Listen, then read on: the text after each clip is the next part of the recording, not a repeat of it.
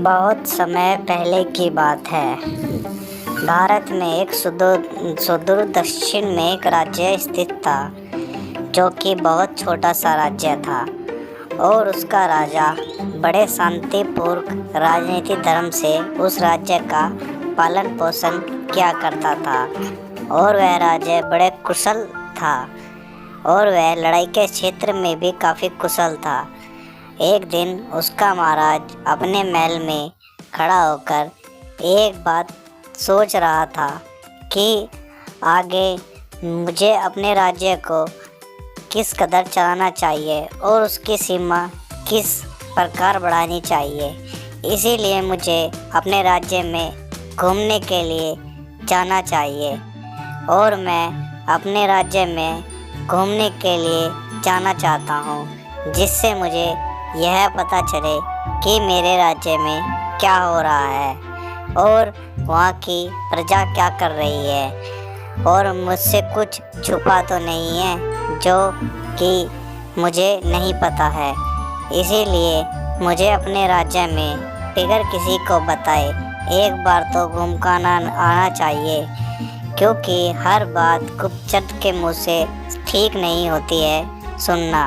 इसीलिए राजा वहाँ पर जाने का कष्ट करता है और वह अकेले ही चुपचाप राज्य से निकल जाता है और वह हरे भरे जंगलों और पेड़ पौधों के बीच होते हुए गांव में चला जाता है। और गांव से होता हुआ एक व्यक्ति जो राजा के रास्ते में बैठा हुआ था, राजा उससे जाकर बोलता है, हे व्यक्ति, तुम यहाँ पर क्यों बैठे हो और तुम यहाँ क्या कर रहे हो। वो उससे यही बात कर रहा था और व्यक्ति वो चुपचाप बैठे हुए राजा की केवल बात सुन रहा था। राजा उससे यही बात पूछ रहा था कि तुम क्यों बैठे हो, और वह अब राजा से वो व्यक्ति उत्तर देता है, महाराज की जय हो। महाराज, मैं ऐसे ही बैठा हुआ था, आपके बारे में ही सोच रहा था कि आप बड़े शांतिपूर्वक राज्य को आगे बढ़ा रहे हो और हम लोग काफ़ी आपकी चर्चा करते हैं। और वह यही बात कर रहे थे और महाराज बोलते हैं कि अरे व्यक्ति, तुम्हें पता है मैं अपने राज्य को बड़े शांतिपूर्ण और राजनीतिक धर्म से आगे चलाता हूँ और मेरी हमेशा यही सोच रहती है कि मैं अपने राज्य की सीमा किस प्रकार बढ़ाए हूँ। और अब मैं परेशान हूँ अपने राज्य को लेकर और उसकी सीमा को लेकर। मुझे गुप्तचर से सूचना मिली है कि हमारे राज्य के ऊपर एक भारी संकट आ पड़ा है, जिस कारण बहुत बड़ी सेना की एक बहुत बड़ी टुकड़ी हमारे राज्य पर आक्रमण करना के लिए तैयार है और मैं इसी चिंता में लगा रहा हूँ।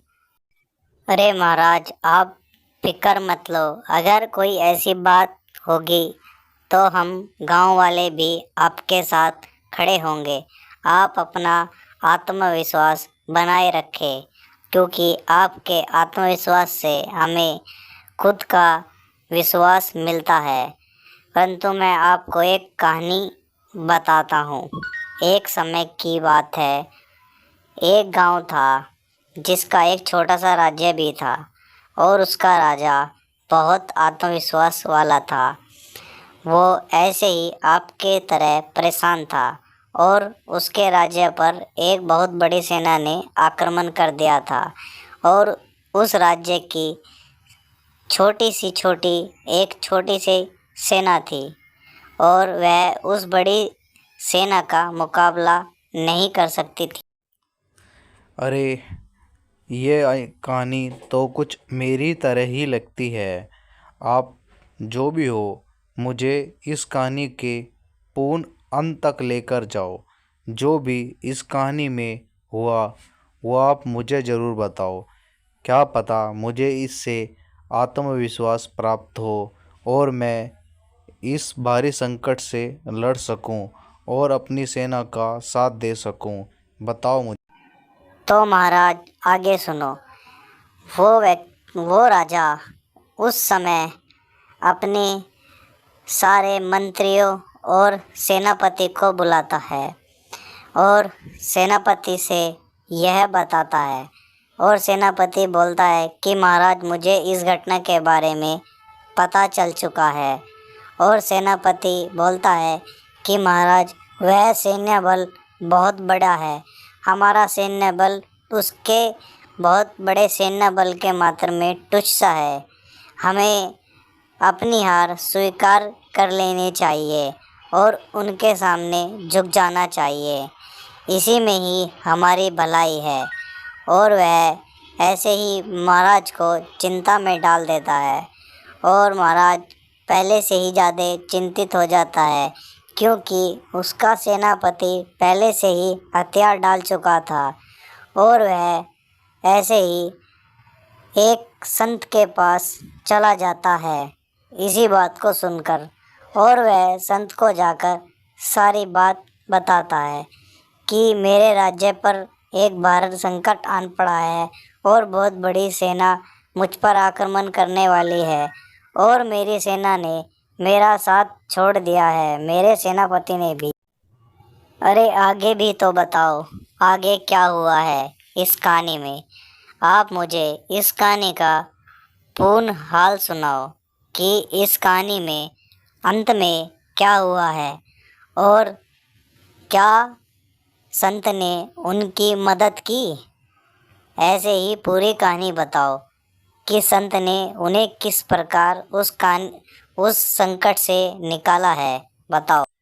और महाराज आगे ये होता है कि वो संत पहले तो ये बोलता है कि सबसे पहले तो उस सेनापति से उसका पद ले लिया जाए।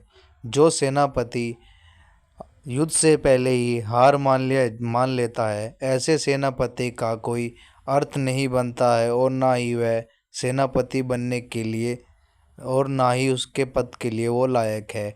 उसे कारावास में डाल देना चाहिए। और महाराज चिंतित हो जाता है और वह बोलता है कि अगर मैंने अपने सेनापति को ही कारावास में डाल दिया तो सेना का नेतृत्व कौन करेगा। और वह संत बोलता है, महाराज उस सेना का नेतृत्व मैं करूँगा, आप मुझे बस सेनापति घोषित कर दो। वह चिंतित होता है महाराज। अरे आगे भी तो बताओ, तुम बीच में बार बार कहानी क्यों रोक देते हो। मुझे इस कहानी का अंत सुनना है कि संत किस प्रकार सेनापति बनकर क्या उस छोटी सी सेना को उस बहुत बड़ी सैन्य बल के सामने विजय का शंखनाद कर सकता है, विजय दिला सकता है। इस कहानी का अंत तो मुझे अब ज़रूर सुनना है, क्योंकि यह कहानी तो बहुत मज़ेदार और विश्वास से भरी हुई लग रही है। इससे मुझे बहुत आत्मविश्वास प्राप्त होगा। आप मुझे इस कहानी का अंत अर्थात लास्ट तक ज़रूर लेकर जाओ, क्योंकि इससे मुझे बहुत आत्मविश्वास मिलेगा। और वह फिर संत सेनापति बनकर उस टुकड़ी को एक युद्ध के लिए तैयार हो जाता है और युद्ध क्षेत्र में चल देता है। और महाराज रास्ते में एक मंदिर पड़ता है, वह उस मंदिर में दर्शन के लिए जाता है और सेना से बोलता है, जितने में आऊँ आप मेरा इंतज़ार करो और मैं भगवान से पूछ कर आता हूँ कि युद्ध में कौन विजय होगा।